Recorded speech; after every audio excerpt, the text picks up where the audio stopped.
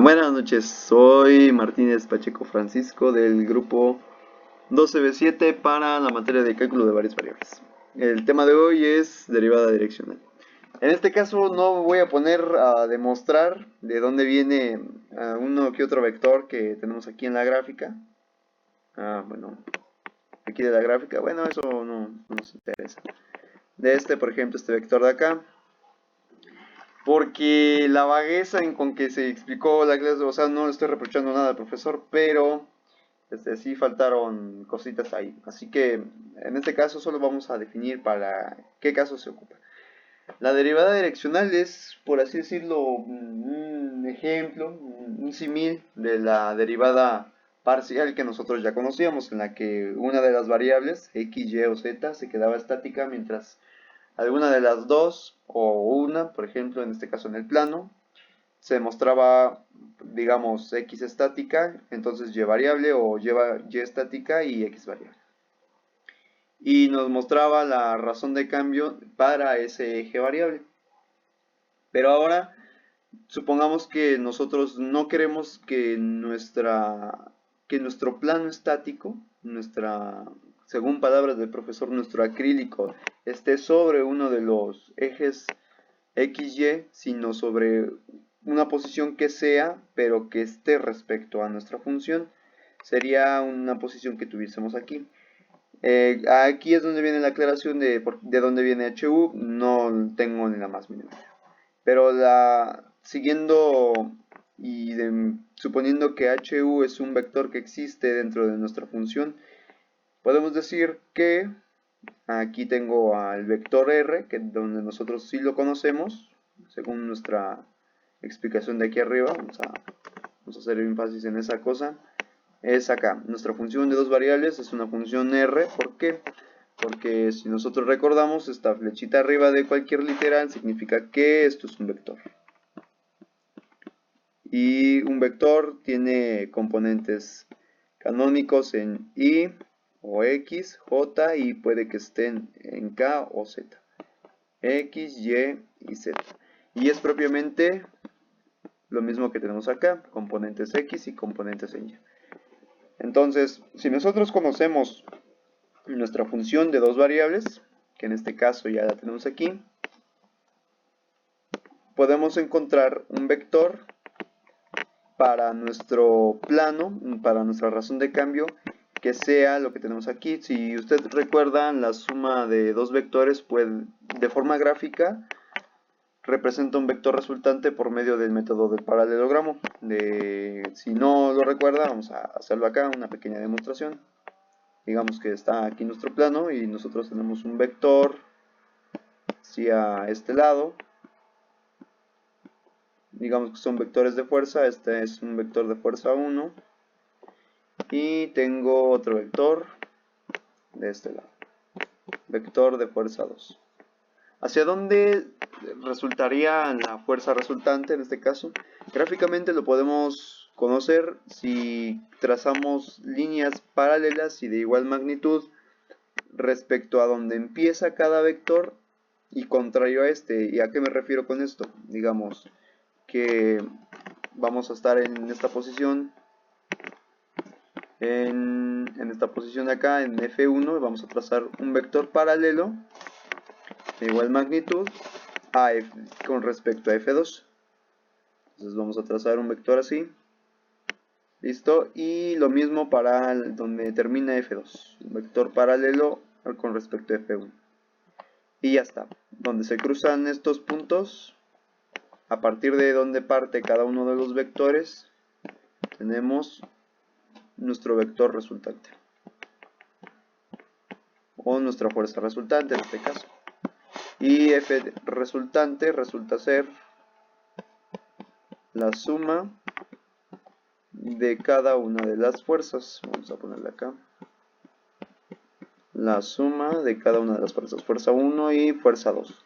Y como sabemos, tienen componentes en X y componentes en Y. Y si nosotros recordamos también, estos componentes se tienen que sumar respecto a cada semejante que tengan. No puedo sumar un componente X con un componente y viceversa, o este de aquí a un componente y.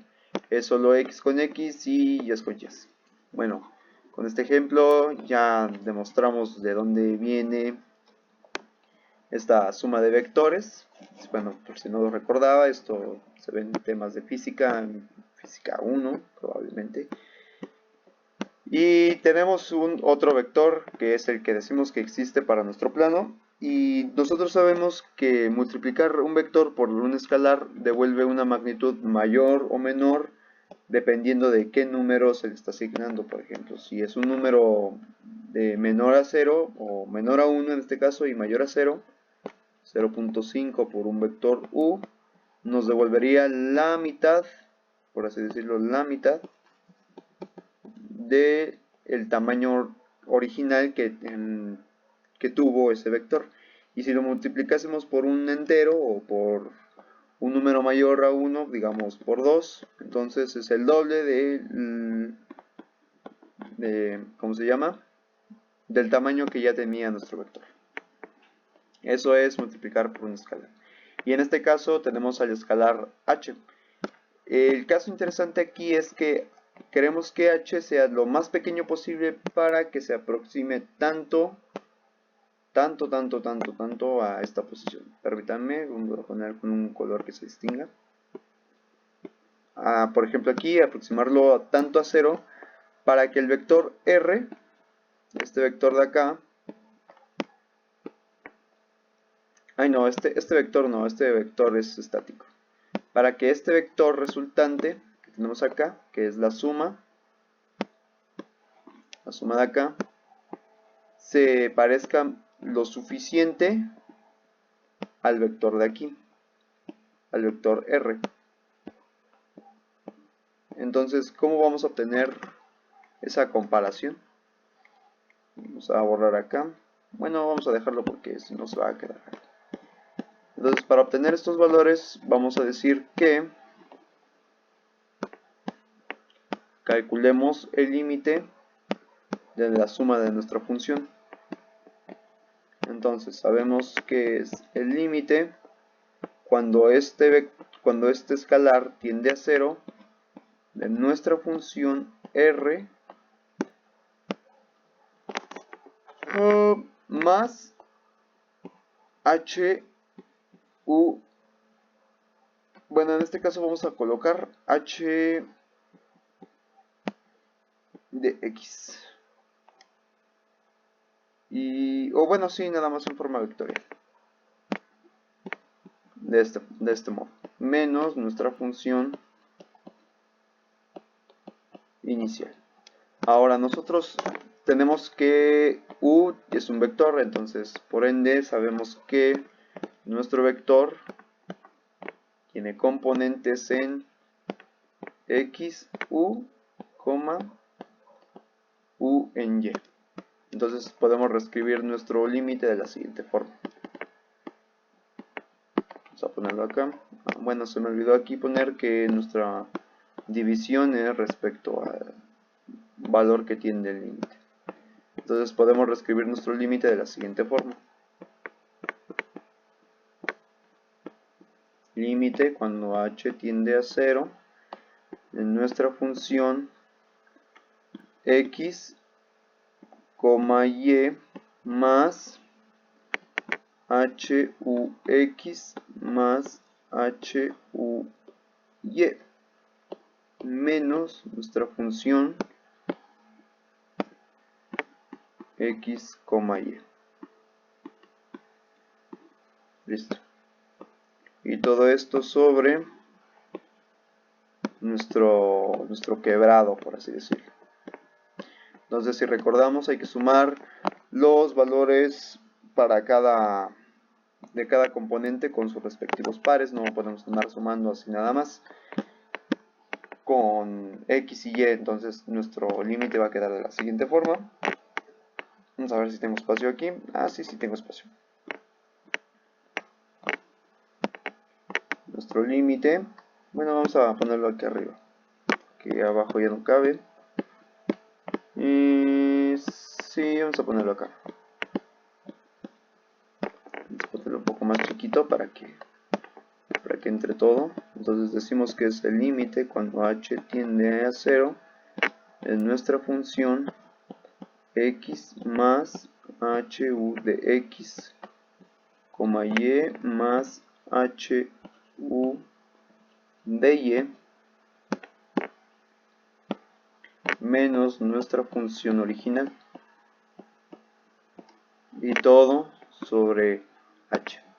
Entonces, como es una composición de funciones, donde quiera que nosotros sabemos que aquí está x y esto representa la parte de y, para nuestra función de dos variables, para donde encontremos una x en nuestra función, vamos a reemplazar este valor para todas las x y vamos a reemplazar el otro valor para todas las y. Entonces, si nosotros recordamos nuestra función original, que es x cuadrada más y cuadrada, hay que reemplazar estos valores. Entonces, si nosotros quisiéramos evaluar el límite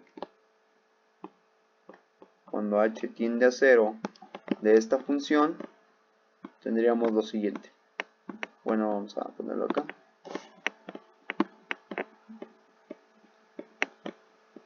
Vamos a ponerle que es x más hu de x al cuadrado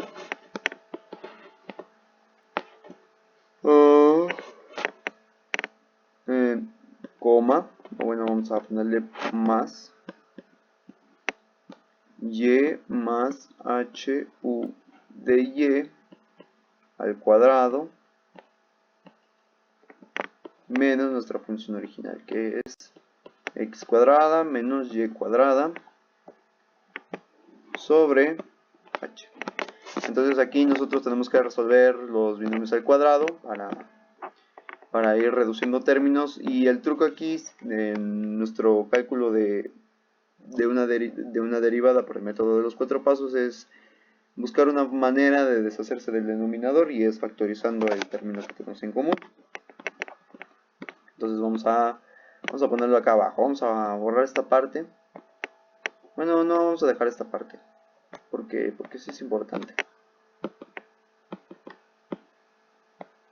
No, creo que ya no funcionó. Así ya. Entonces vamos a resolver los binomios acá abajo. Vamos a ponerle otro color para que se diferencie del negro. Entonces tengo que es el límite h tiende a 0 de x cuadrada más 2x hu x más hu x al cuadrado más y cuadrada más 2x hu de y más h por u de y al cuadrado menos nuestra función original. Y todo eso sobre h. Entonces nosotros nos podemos dar cuenta que aquí hay términos que se cancelan. Por ejemplo, se cancela x, se va a 0. ¿Por qué? Porque acá tenemos a x pero restando. Y lo mismo sucede con y. Entonces se van a eliminar, se van a hacer 0. Y podemos ir factorizando la h de nuestro polinomio. Entonces si factorizamos h de una vez, tengo que es h por 2x por u de x más h por u de x cuadrada. ¿Por qué aquí? Porque aquí sabemos que está elevado al cuadrado, entonces ambos miembros se elevan al cuadrado, ¿no? Y lo mismo sucede acá, 2x u de y más h por u de y al cuadrado. Y con eso terminaríamos de factorizar nuestro polinomio. Y todo esto dividido entre h y evaluándolo en el límite cuando h tiende a 0. Aquí ya nos damos cuenta de que podemos descartar el denominador, se hace unidad. Vamos a ponerle aquí para que se vea. Se hace unidad y entonces ya evaluando el límite vamos a tener que es nuestro resultado, nuestra derivada en este caso es 2x por u de x más 2x por u de y. Creo que estamos mal aquí, porque no creo que sea 2x. Ajá, sí, no es 2x. Es 2y porque de ahí salió el del binomio.